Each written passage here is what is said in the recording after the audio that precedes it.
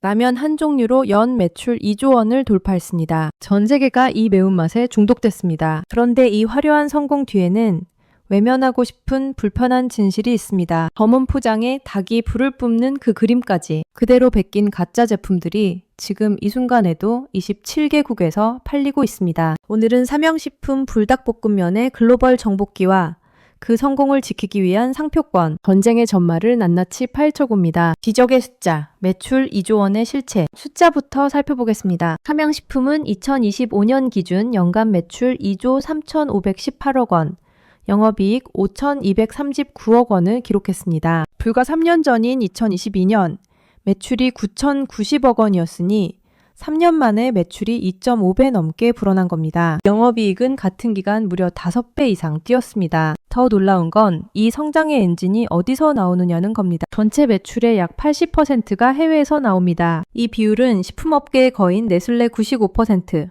크래프트 하인즈 85%에 근접한 수치입니다. 국내 라면업계 1위 농심의 해외 매출 비중이 20에서 30%대인 것과 비교하면 삼양식품은 이미 글로벌 식품기업으로 완전히 탈바꿈한 셈입니다. 지역별로 보면 미주와 중국이 양대축입니다. 미국 법인 삼양아메리카의 2025년 1분기 매출은 전년 대비 62% 늘어난 약 1,272억 원이었습니다. 월마트, 코스트코 같은 주류 대형마트의 입점이 확대되면서 미국 라면 카테고리 매출 상위권에 이름을 올렸습니다. 중국 법인도 같은 기간 22% 성장했습니다. 영업이익률은 어떨까요? 2025년 1분기 기준 25%를 기록했습니다. 국내 주요 식품 대기업들의 평균 영업이익률이 3에서 7%대인 것을 생각하면 이건 식품업계에서 거의 전례 없는 수익성입니다. 그렇다면 어떻게 이 숫자가 가능했을까요? 불닭이 식지 않는 3가지 이유. 첫째, SNS가 만든 자발적 팬덤. 2012년 출시된 불닭볶음면은 사실 처음엔 주목받지 못했습니다. 전환점은 2014년 유튜브에서 시작된 파이어 누들 챌린지였습니다. 극한의 매운맛에 도전하는 영상이 전 세계에 퍼졌고 광고 한 번 내지 않아도 수억 명에게 불닭볶음면이 알려졌습니다. 현재 틱톡의 불닭 챌린지 해시태그 조회수는 50억 회 이상입니다. Z세대들이 파티 테이블 위에 불닭을 올려놓고 함께 먹는 장면은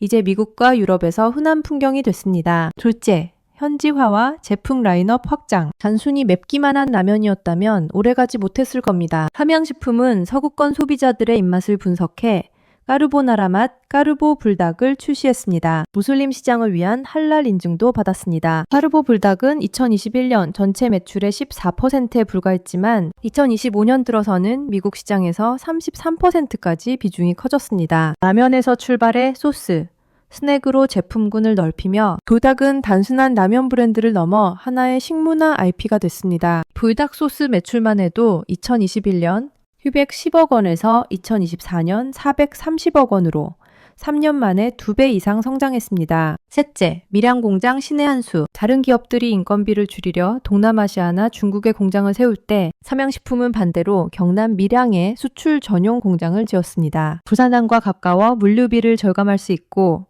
무엇보다 메이드 인 코리아라는 신뢰를 지킬 수 있었습니다. 2022년 가동에 들어간 밀양 1공장에 이어 2025년 6월 밀양 2공장도 준공됐습니다. 수요가 폭증해 한때 국내 편의점 발주가 중단되는 사태까지 벌어졌던 생산 병목 문제가 이제야 숨통이 트이게 됐습니다. 법정으로 간 매운맛 짝퉁과의 전쟁. 성공이 커질수록 복사하려는 시도도 늘어납니다. 삼양식품의 불닭볶음면이 세계적 히트를 치자 중국에서는 검은색 포장과 불을 뿜는 닭 캐릭터까지 그대로 베낀 제품이 등장했습니다. 일부 제품은 마라 화개면이라는 이름으로 삼양식품 마크 대신 다른 회사 이름을 붙이고 메이드 인 PRC 중국산을 표기해 판매됐습니다. 사우디아라비아와 러시아에서도 국문, 불닭볶음면, 문구와 영문, 불닭을 그대로 써넣은 유조품이 팔리고 있습니다. 현재 삼양식품은 88개국에서 약 500건의 상표권을 등록했거나 심사 중이지만 27개국에서 모방 제품과의 분쟁이 진행 중입니다. 삼양식품이 선택한 전략은 혼자 싸우지 않는 것이었습니다. 2021년 12월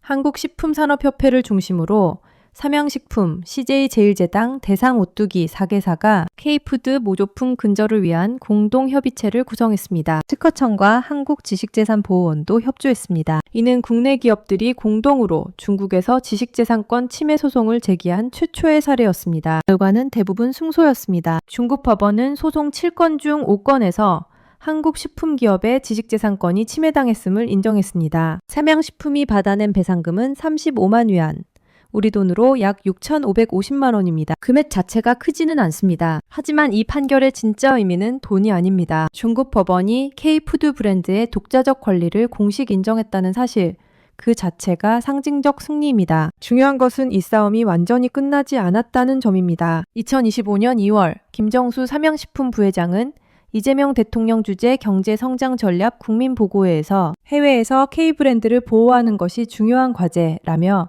정부 지원을 공개적으로 요청했습니다. 아이러니한 사실도 있습니다.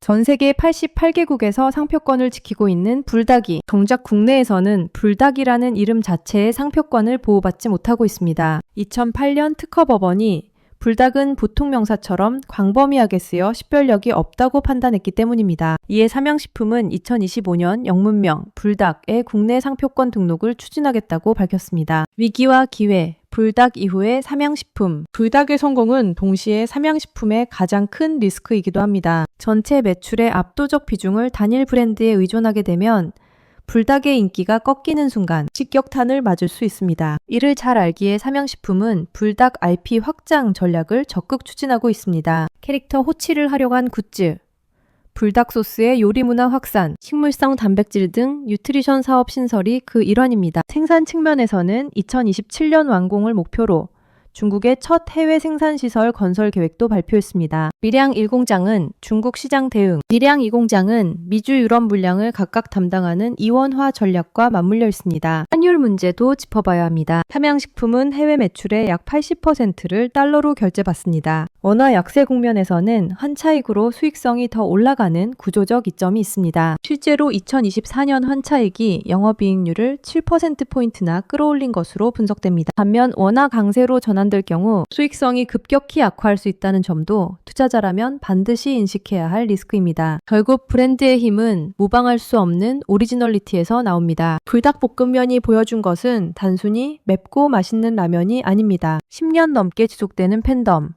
할랄부터 까르보나라까지 치밀하게 짜인 현지화 전략, 그리고 가짜 제품들과 법정에서 맞서 싸우며 자신의 가치를 지켜낸 기업의 의지가 한데 어우러진 결과입니다. 다만 우리가 투자자의 눈으로 이 기업을 볼 때는 냉정하게 봐야 할 부분도 있습니다. 단일 브랜드 의존도, 환율 변동 리스크, 전 세계 27개국에서 현재 진행 중인 상표권 분쟁, 이 모든 변수가 기업의 실적과 주가에 직결됩니다. 불닭의 매운맛은 세계를 얼얼하게 만들었습니다. 그 열기가 어디까지 이어질 것인지, 그리고 우리 K브랜드가 세계 시장에서 정당한 가격을 받는 시대가 진정으로 열릴 것인지 앞으로도 함께 지켜봐 주시길 바랍니다. 오늘 이야기가 여러분의 경제적 안목을 넓히는데 조금이나마 도움이 되셨다면 정보고서 채널 구독과 좋아요 부탁드립니다. 끝까지 함께 해주셔서 감사합니다.